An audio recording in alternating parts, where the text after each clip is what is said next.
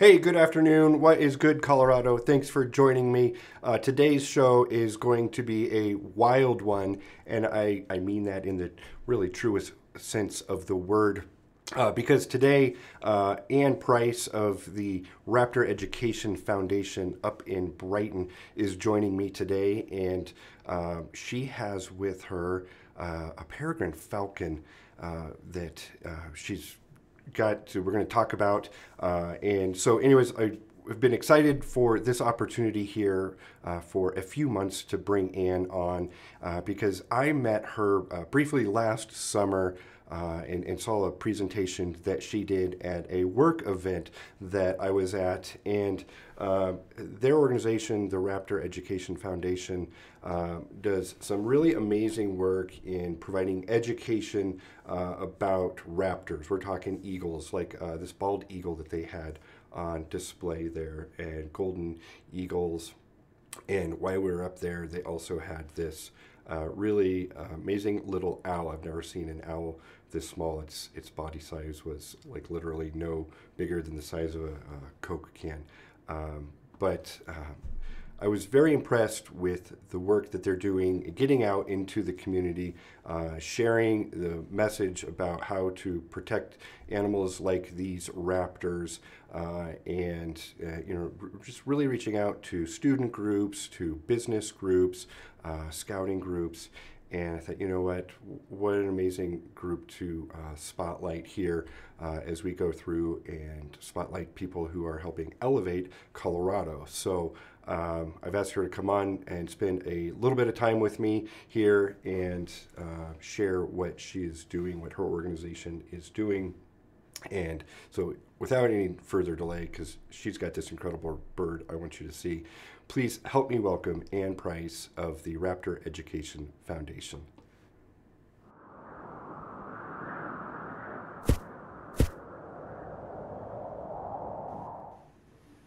Ann, good afternoon. How are you doing? I'm doing great. Nice Awesome. to chat with you, Aaron. Thanks for hanging out with me here for a little bit. And this guy here, He's very Peregrine, excited to be here. yeah, oh my gosh. Peregrine falcon that you have here, part of a number of raptors, eagles, and hawks and so forth that you all have. So really, this is exciting. I feel like this is a little bit like the old Johnny Carson show, and Oh, the guy brings on animals from featuring the Mutual of Omaha's Wild Kingdom, right? So this is my version of that today. So thank you oh, very it's so much. funny you should say that Uh-huh. because 1,000 years ago in the Bay Area, the sort of the head of the land animal department at the zoo where I got my start, he wound up taking over for Marlon Perkins when he retired and went to Mutual of Omaha Wild Kingdom. And I met a couple of Nice. those folks over the year, but I promise you the Falcon is not going to like fly through the screen and come into the studio. Remember the kinkajous and the lemurs and the monkeys, whatever, would go on Johnny's desk and then be up on his Right, neck. right. He didn't know what to do. Yeah, he was good. He He was was very good with animals, as was Jay Leno. People like me, kind of in this industry, that have to do those live appearances. We have celebrities and the hosts that we acknowledge are good with animals and don't have a lot of fear and are spontaneous. And then those right. that just, Cool. Yeah, kind of pucker up a little bit next to it. yeah, What? or Yeah, freeze. yeah. Oh my gosh. So, briefly, let's start out. Can you share just, at a high level about your work, what the Raptor Education Foundation does? Uh, Absolutely. So we were incorporated in September of 1980. We are wow. in our 42nd year of operations, and we work exclusively with raptors, which are eagles, hawks, falcons, owls, vultures, condors, kites, and osprey. All of our raptors are non-releasable. The vast majority of them are injured in the wild, and then they go through a rehabilitation process. So we don't get these birds until a licensed wildlife rehabilitator working in conjunction with a veterinarian determined that the bird can either not see or fly well enough to feed itself, because of course these guys are predators. And we also have a few birds, we've had a few birds over the years that have been taken from the wild illegally or lost their natural parents through some circumstance. And these birds have been illegally raised by people and imprinted, which means they basically think they are people, and they cannot survive in the wild because they do not know how to hunt and they don't know to stay away from people. And this peregrine falcon with me sort of falls into the third category. We do get periodically a number of former falconry birds or birds that went from falconry to propagation or breeding and then were donated to us in their old age. Okay, got it. So your focus is on education and not so much the rehabilitation aspect. Correct. We don't rehab at all, but I have a network of rehabilitators around the country that I work with in order to get new birds. Because when we get new birds, sometimes we know how old they are, sometimes we don't, but we are the last stop on the road, so to speak. So we keep them and train them and work with them and do outreach until they pass on. Okay. So, yeah, right now we take care of 27 raptors. Wow. Our oldest raptor, our male bald eagle, is 32. This guy is our youngest, actually. He will be 2 this spring. Okay. So bald eagle, I saw on your Facebook page you posted a video of a bald eagle in a bath. Is that him? No, that's okay. the female that you saw up Okay. at the Western Energy Alliance conference this past summer. Okay. Yeah, she is almost, do the math, Ann. She is almost 7 years old. Yep, there she is. There she is. There we go. Okay. Wonderful. Okay. Yeah, she's beautiful. I've never seen really a bird that size up close, but specifically a bald eagle, right? I mean, in the United States, bald eagle has such significance for us. But I was blown away for the minute that I stood there watching and trying to take pictures and take in this animal. So it was very cool. So you're bringing in animal raptors from across the country. Is that right? Maybe across North America? No, not North America, just the United States. United States. Okay. Yeah, our previous female bald eagle, who passed away in 2017, she came from Alaska. Wow. Way back in 1987. Okay. But the majority of our birds come from the continental U.S. It's just easier. This guy is from Montana. The male bald eagle I was telling you about is also from Montana, but we have birds from North Carolina, a couple right here from Colorado, Nebraska.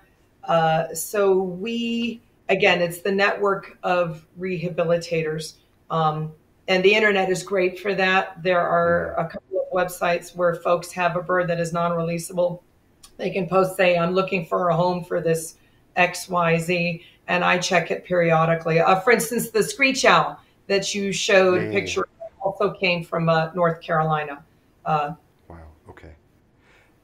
Now, can you tell us about this guy here, this falcon?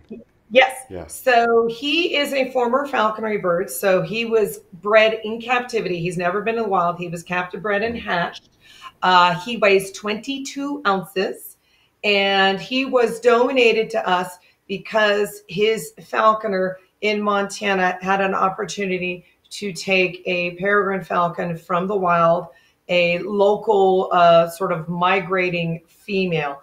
And up in Montana, if you were going to be a falconer, and that is, of course, the art and sport of hunting with a trained raptor, wild game, 5,000-year-old endeavor. And duck season in Montana lasts about 5 minutes because it's so cold up there. Right. So really, if you want to fly a falcon, you need to be hunting grouse, sharp-tailed grouse, sage grouse.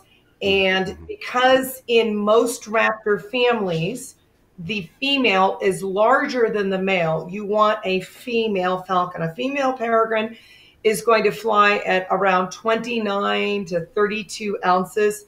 This little guy would fly at only 20 ounces or so. So he was donated to us last May, which was wonderful because our previous peregrine was 19 years old. Oops. Okay, good. I thought we froze for a minute. Oh, no. He was 19 years old, and we lost him to heart disease. So it was time for a new education peregrine. Okay. Well, he's beautiful. I thought I had peregrine falcons nesting in my backyard That's right. this summer, and I was trying to take pictures of them. Right. I'm sorry. I don't know a lot.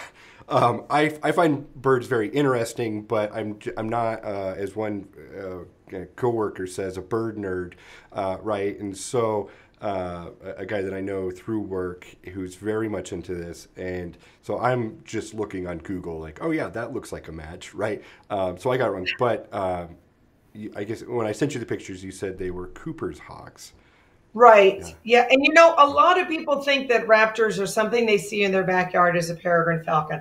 I have to tell you, Aaron, what you said is a common mistake. People know the name peregrine, but they don't really know what they look like. So falcons, we have 5 species of falcons in Colorado. The peregrine is here almost year round, but the vast majority of them do go to South America.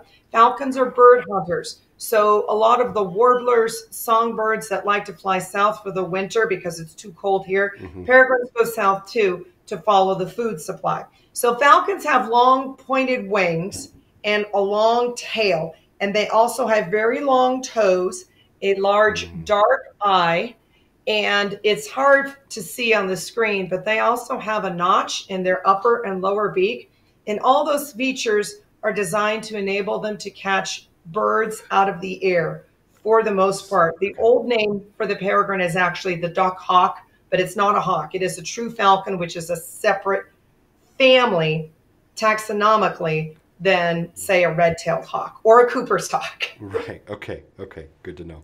Yes, we have a lot. I do know we have a lot of red-tailed hawk around here.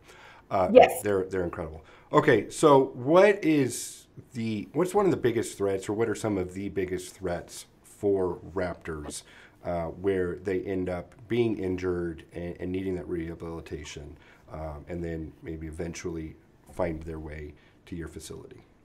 Well, current threats that have been pervasive and happen every year are basically collisions. A lot of people are just surprised that 70% of all the raptors that hatch, give or take, depending on where in the country you are, but 70% of all raptors that hatch in the spring and summer will not live to see their first birthday. Okay. They are going to starve. They're going to starve, and they're going to make a lot of rookie mistakes.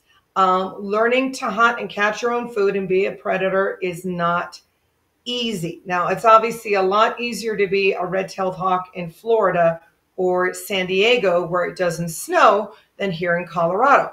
And a lot of people are actually surprised to hear that one of the first things that our local red-tailed hawks learn to do when they leave the nest in July or so is they start catching bugs, big bugs, grasshoppers, and cicadas or whatever they can find in the ground, because those are slow and easy to catch.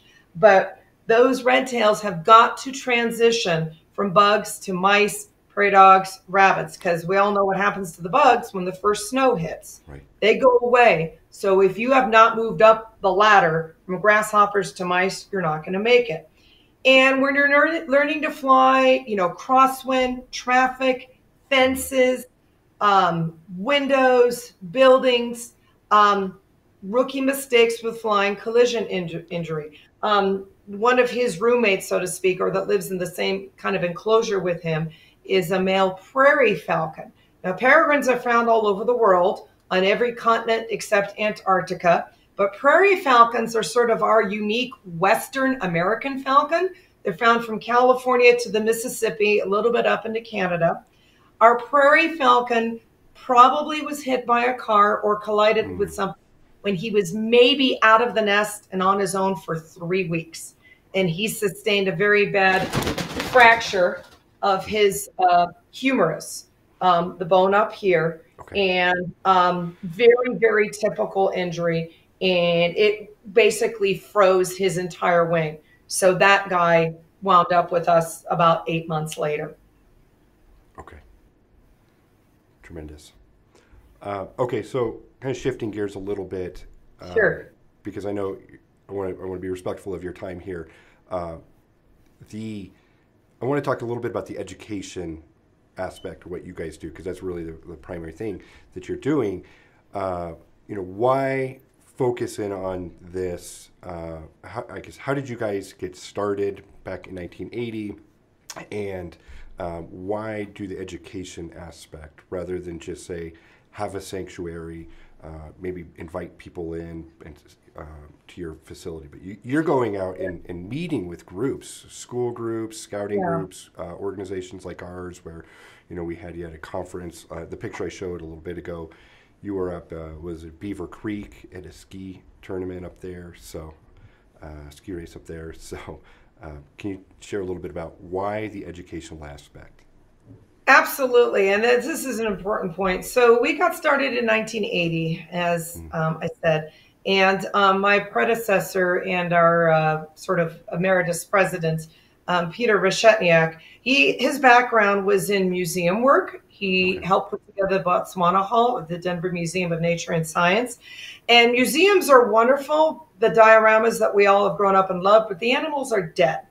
And he had been working with people and kind of connecting with raptors with some of the local Colorado falconry community, and instantly saw how people were drawn to a live animal with a true trained relationship with a human. And to make a long story short, he realized that if a red-tailed hawk or a peregrine falcon became injured and was still very trainable, but simply not able to fly and survive, euthanizing that bird was a waste of a resource. And basically, the animal could still have an enriched life, a productive life, and be used to educate people, especially in the era where people were making ignorant or willfully illegal mistakes with birds, like taking baby owls out of the wild as pets, shooting red-tailed hawks because they were convinced they were killing their chickens or things like that. So we were actually granted the very first special purpose education permit by Fish and Wildlife. We were talking about that earlier. Hmm. No such permit existed to do what we did. Wow. Peter did it on a handshake with the agent that was in charge of the Mountain Prairie region, and said, you know what, this is going to be a lot of headaches and complicated, but you're doing good work. This is the right thing to do. And then the other fish and wildlife regions basically followed suit. I mean, when we got started, 80, early 80s, there were still on average about 300 bald eagles being found shot dead in this country each year, outright illegal. And through our work over the last 40 years, we have seen that number go down. We have had state and government officials tell us the impact, tell us the difference it's making. Colorado Division of Wildlife, now Colorado Parks and Wildlife, they understand the utility and the necessity of the ounce of prevention rather than the pound of cure. And Mm. going into schools, bringing the birds into classrooms, nothing makes the same impact. A film, Nintendo, watch this on YouTube, watch this on the computer or the TV. Those are useful tools now in the 21st century with the internet, but still seeing the live bird up close, as you saw Oh, this yeah. summer, is still incredible. And just to remind your viewing audience, that bald eagle that you just showed was stolen from the nest in Wyoming in 2015. And when we share her story, a lot of people who are, of course, very environmentally conscious and understand the important role that raptors play in the ecosystem, they are appalled that somebody in 2015 would be doing that, Right. not 1962 or 1973 or something like that. So there's still work to be done. Of course there is. Um, yeah, I can't imagine thinking through that process, Yeah. and maybe you want one, but what are you going to do after you get it? Like it's a lot of work. I'm sure your team puts in a lot of work to care for these birds, and you have special training to do so. It's not just like something that you can go do in your backyard. Oh, No, exactly. And that's why we have very strict permits. We have a very Yeah. strict training program. I have a wonderful docent. Uh-oh. Well, we lost Ann there, folks. Let's see if she comes back here in a couple moments. But that peregrine falcon that she had there with her, really just, what an incredible bird. And then, oh, here we go. She is coming back in. Let me tune her in.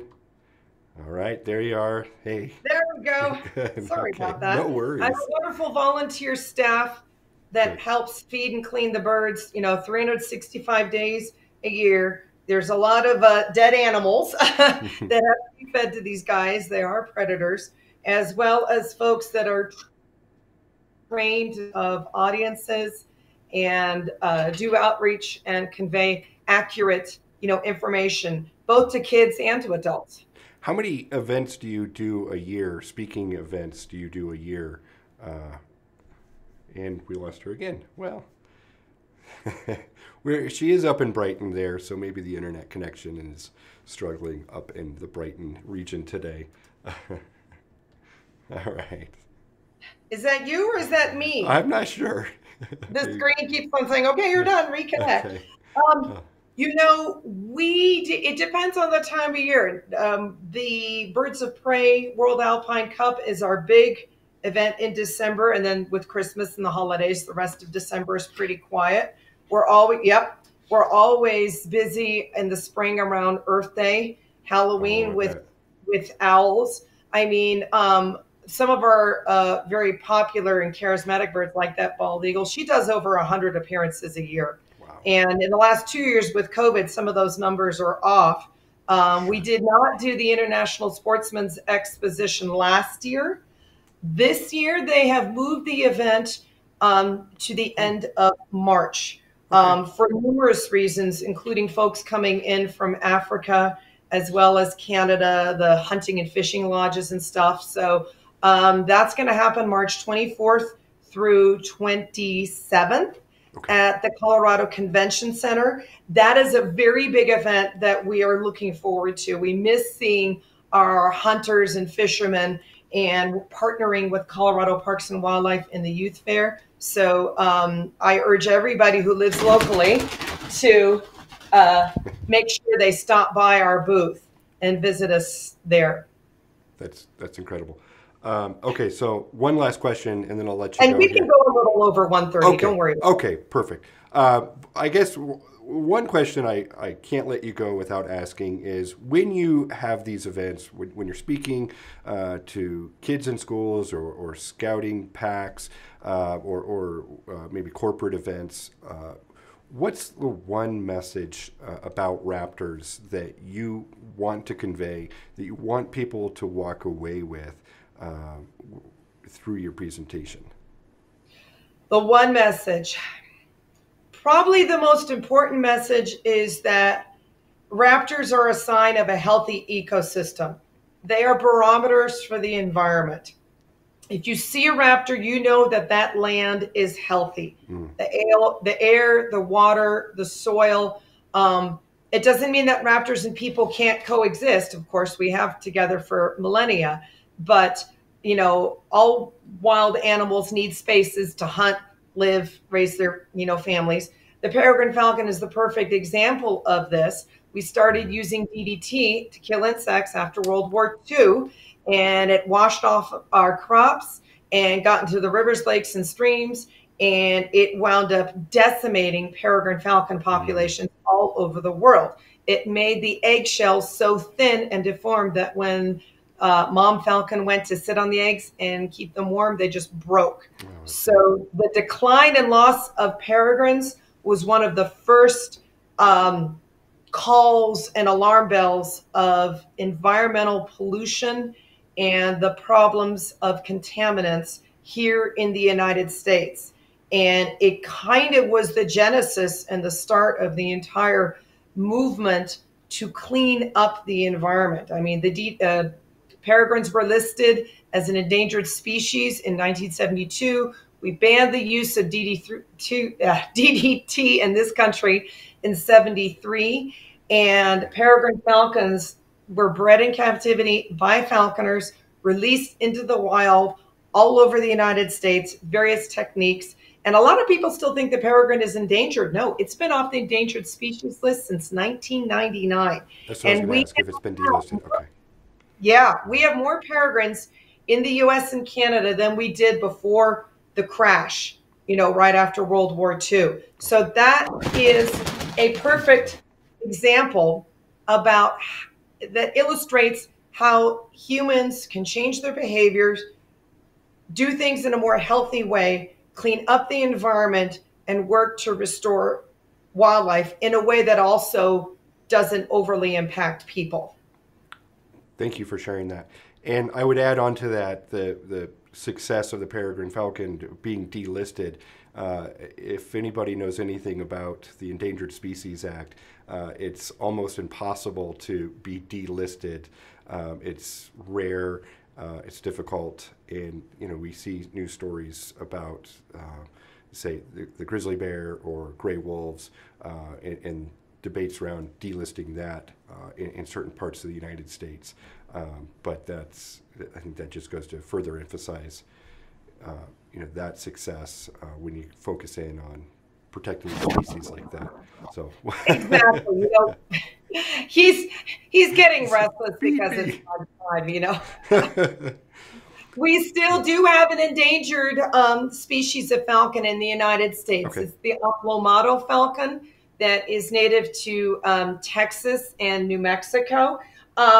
But this is a case where, because the landscape has changed so much, the Peregrine Fund, which was kind of founded and organized to bring peregrines back from the brink of extinction. And Peregrine Fund is one of the premier, scientific research organizations in the world, and they're working very hard on, habitat work and species studies. I mean, harpy eagles in Panama, and the poisoning of vultures in Africa. They work all over the world. They work very hard breeding aplomato falcons in captivity and releasing them down into Texas and New Mexico. But the problem is between drought and human habitat expansion, the landscape has changed, and it's not as friendly to that species as it once was. Even things that you might not even think of necessarily, like the expansion of the electrical grid and power poles. Power poles are great nesting places for ravens. And even though ravens are not raptors, they are formidable predators, and they would prey on young falcons. So, I mean, these issues are complicated, but one of the ways that we like to speak to people intelligently about environmental issues and concepts are, the importance of, local decision making when possible, federal oversight when necessary, but also the responsibility of humans and how we live with our energy usage, our water, our homes, our cars, what we do in the wild, even if we're just taking a weekend hike. Sure. And how that might, affect somebody. Well, gee, there's a trail closure here. Don't violate the trail closure because there's peregrine falcons nesting up there. Simple stuff. Okay. Yeah, you might not even see that. Okay, so how is your organization funded, or how could community members support you? Are you funded through community donations? Is it the events that you do? How is it that people who are watching this can help support the Raptor Education Foundation? Yeah, no, and this is great. And your work with the website definitely will help, because as you can see, one of my hands is occupied here. We are supported through membership, and one of the most important membership and most visible elements we have is our license plate there, the Driving for Wildlife campaign. Our license plate to the left of the bald eagle there in the center of the homepage. I don't know if you're capable of zooming in on that or not, but if you read it top to bottom, it says Colorado respects wildlife. And this plate has been around since 1999. It was the first wildlife or environmentally themed license plate available in the state of Colorado. It's available for $24.95. It's great advertising for us. you get one of those, you're a member of our foundation, you can come visit our birds. We also have a coloring book, which is on the right of the bald eagle poster. That was the first coloring book on North American raptors, available in the US for American kids, so to speak, that feature just our birds. We have a ton of membership information on our website, and our programs also help fund and keep the birds fed and our doors open. To the extent that we can, corporate events such as where we met last summer Right. also help subsidize getting the birds into classrooms for school and scout groups. We have watched the budgets for extracurricular activity and having outside groups come into schools shrink tremendously over the last 40 years. So keeping the birds in front of kids in classrooms is a constant challenge, while maintaining obviously our doors open and funding for the work that we do. So supporting you, not just financially, supporting the Raptor Education Foundation and the work that you're doing to care for these raptors, but to get them into classrooms in front of students, that's where the money really can make a difference as well. So that's great. Yeah, exactly. And all of our raptors are available for adoption, and that's a very good, feel good, easy, direct way to support our work. But in addition, general donations, as I said, keep gas in the van and keep us being able to offer affordable programs to metro area schools. There we go. Okay, perfect. Is there anything else that you don't want to share before I let you go here? Be respectful Absolutely. here for in the beginning this, of the this program, guy's we were time. setting up, you had asked me about his name. A lot of people ask us about the names of the birds, and we do not share the names of our birds with our audiences. The only exception is once the bird, passes on, if it had a really big impact and was seen by, millions of people over the decades. And here's why, going back to the 70s. After the entire beginning of the environmental movement and DDT and, the Endangered Species Act, the National Wildlife Federation promulgated something called Project Wild in 1974. And this was, how do we teach our teachers to instruct grade school kids on environmental concepts? And one of the most seminal things that they suggested was, if you're going to bring a live animal into your classroom, especially a wild animal, very wild, do not refer to it as Sam, Fred, Fluffy, or Racer. Refer to it as a peregrine falcon, as an eastern screech owl, as a bald eagle. Wild animals are not pets. We give names to pets that live in our homes, that we care for, that are domesticated. A wild animal has an important ecological role to fill, and it is important that children understand that species name and understand its role in the wild and what it does and where it lives and what it eats. That's the important science lesson, not a pet name that means nothing to the bird and doesn't convey any useful knowledge. So we have always stuck to that. If at the end of 45 minutes, I can get a room full of 8-year-olds to recall the names of 4 birds, to say red-tailed hawk, peregrine falcon, great horned owl, bald eagle, then I've done my job. There you go. That's right. You've accomplished a lot by doing that. No, and oh my gosh. No, I think that's good advice. I can understand that. It's maybe not common sense that you think about it first, but look, they're doing that for a reason. But what very amazing bird there that you have. We'll just call him the peregrine falcon. Yeah, he's a male, and as you can see, he's young and full of energy. But a lot of times people say, "Oh, a red-tailed falcon," or "I saw a hoot owl," and those things do not exist. It's a great horned owl. It's a screech owl. It's a red-tailed hawk. Or, and people mean well, but there's the opportunity for education. There's the opportunity to correct them and say, well, you know, this is not a hawk, it's a falcon. It's a falcon because of the long toes and the dark eyes and the malar stripe and the et cetera, et cetera. So like the Cooper's hawks you saw in your backyard. Well, Cooper's hawks are a member of the accipiter or forest hawk genus, and they have really long tails and short wings, and they specialize in catching birds.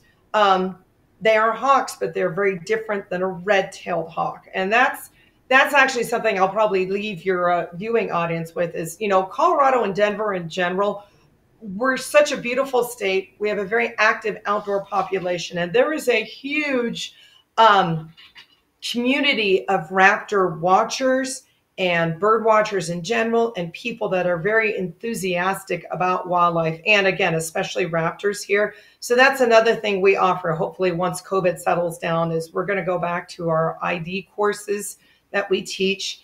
And I really do love speaking to adult audiences as well and helping them, you know, find and learn the nuances of raptor identification.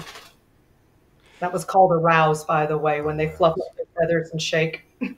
Well, and I have open space behind our house in our neighborhood, kind of between our streets. There's some open space. And I could tell there was something back there this summer because I heard, as I'm sitting out on the back porch, just a different sound. I hear the red-tailed hawks. I know what they sound like. Usually if I hear them, I'm out looking to see, you know, where they're at, if they're perched on a roof or up flying around. But these guys had a different noise. And then they stuck around for maybe a month and a half or so before leaving. So I think they nested back there. But it was really cool. It sparked my interest for sure. And then, you know, getting the opportunity to see what y'all have, you know, and these birds they're very cool. So I can't help but be in awe of them. So, and thank you. I really appreciate you taking time for this guy here, for being actually very patient. I figured he'd be a lot more fidgety. He's done no. Well, everybody kind of got good at the Zoom thing last year. Yeah. But, you know, being back in person is obviously preferable. But the only thing I'd say is, you know, invite your audience to go to our website, you know, usaref.org or Raptor Education Foundation.org. Also our Facebook page. We post a lot of stuff like the bald eagle having a bath. We also are following some eagle nests in the metro area because that breeding cycle is starting up. So yeah, we have a pretty active website, and we're very responsive on Messenger. I'm actually in charge of that as well. But of course, if you have and you think you found an injured raptor or something, please call us. Don't put it on email or Messenger or something like that. Okay. And what we do is we will connect the caller with the proper rehab organization. Because people are obviously caring and they're desperate to help. So if they just Google raptor, often we come up first. So sure. That. Which by the way, for ID, Aaron, you want to go to the Cornell Lab of Ornithology or something with a .edu or a .org domain, not Google. Because after about 4 or 5 images, Google Images is awful for bird identification. Yes, it really is terrible. For Google being supposedly so great, that is one area where they're terrible. So yeah.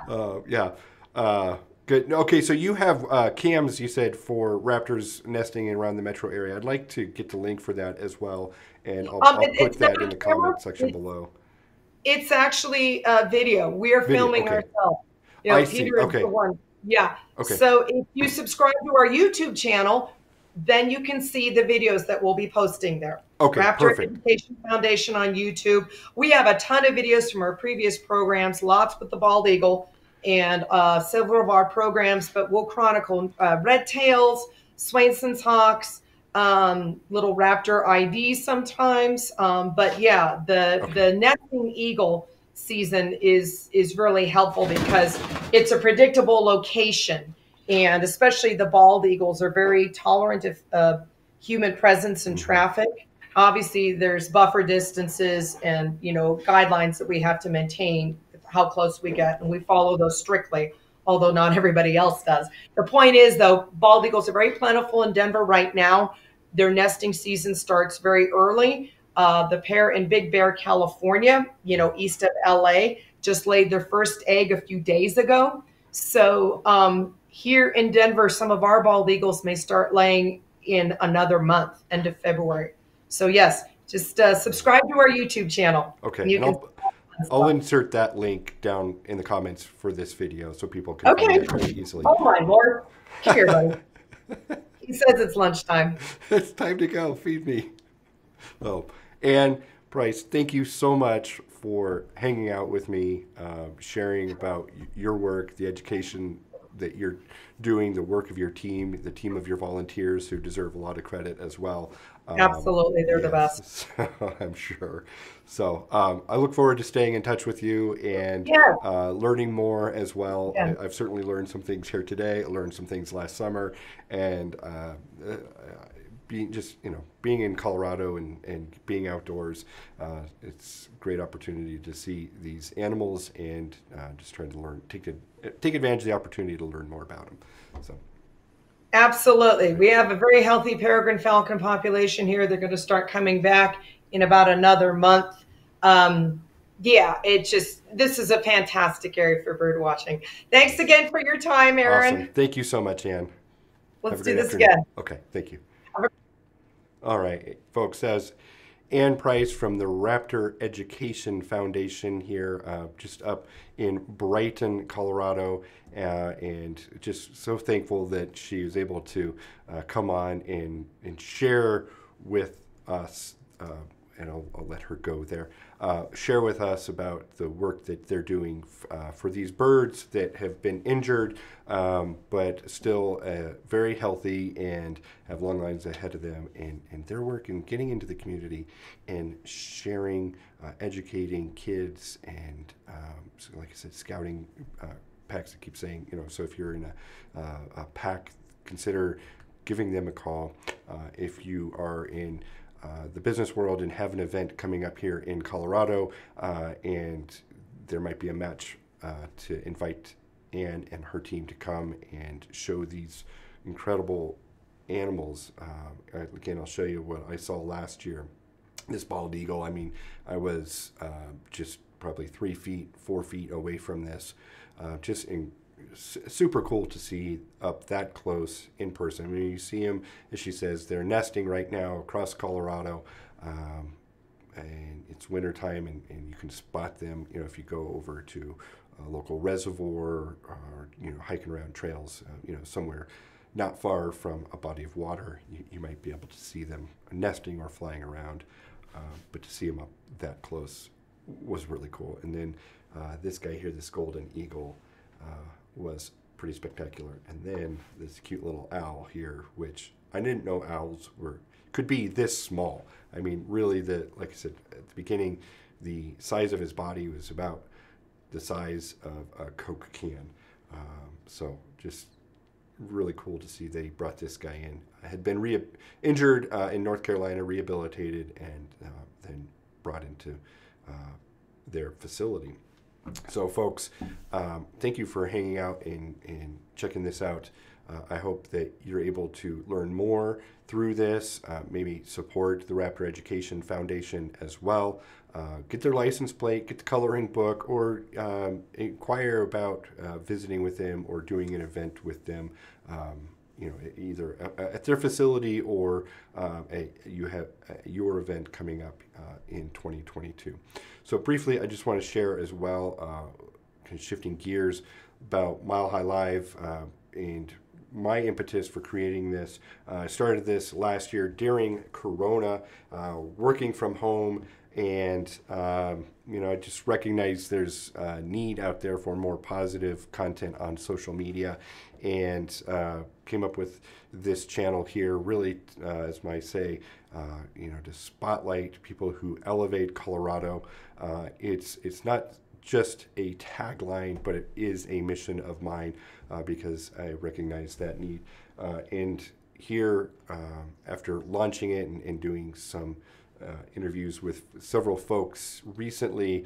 Finally had the opportunity to build a website to have, I guess, a storefront for these videos. I'm on YouTube as well, but it might just be easier to go to the website and you can check out the archive of videos here at milehighlive.co.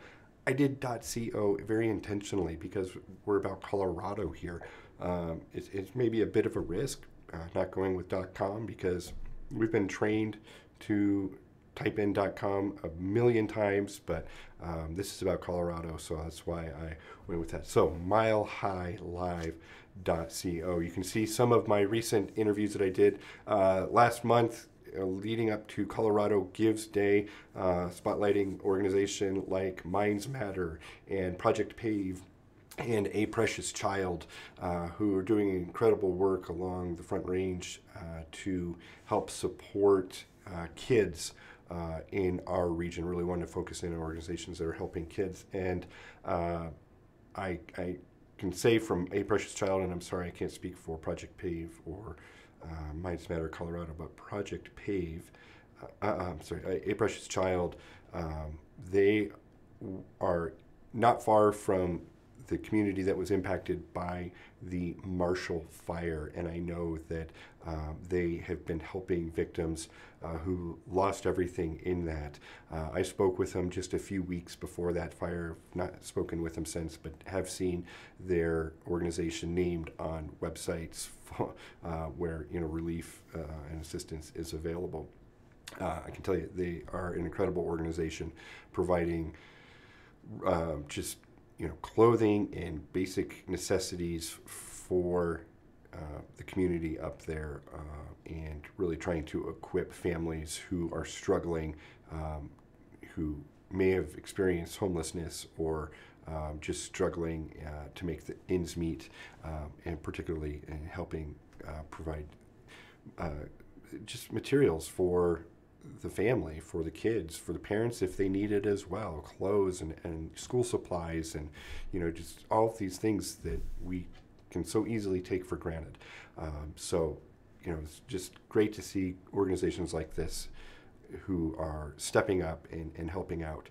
And that's my goal, is to find organizations like that, like the Raptor Education Foundation, who's doing something completely different. Their mission is completely different, but they're stepping up and educating the community and educating students and business leaders about the environment and these incredible animals that we see around us. So that is my mission here with Mile High Live. Of course, every person who's a content creator says, hey, subscribe to my channel. Of course, I would love for you to subscribe to my channel, so please subscribe down below. But it's not, my goal is not to build subscriber numbers, but it's more to build a community, people who are engaged, who want to learn more about positive things that are going on around them, that you want to be more aware of people and organizations that are doing great things around us, then please hit that subscribe button.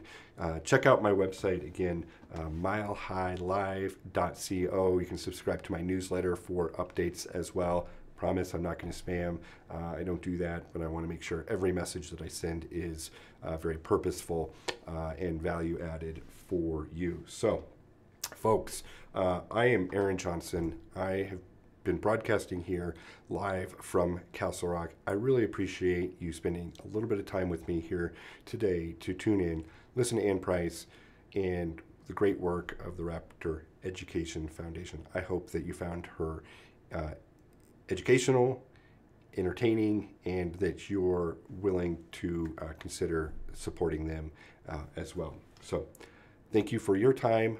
I'm Aaron Johnson. That's what's good in Colorado.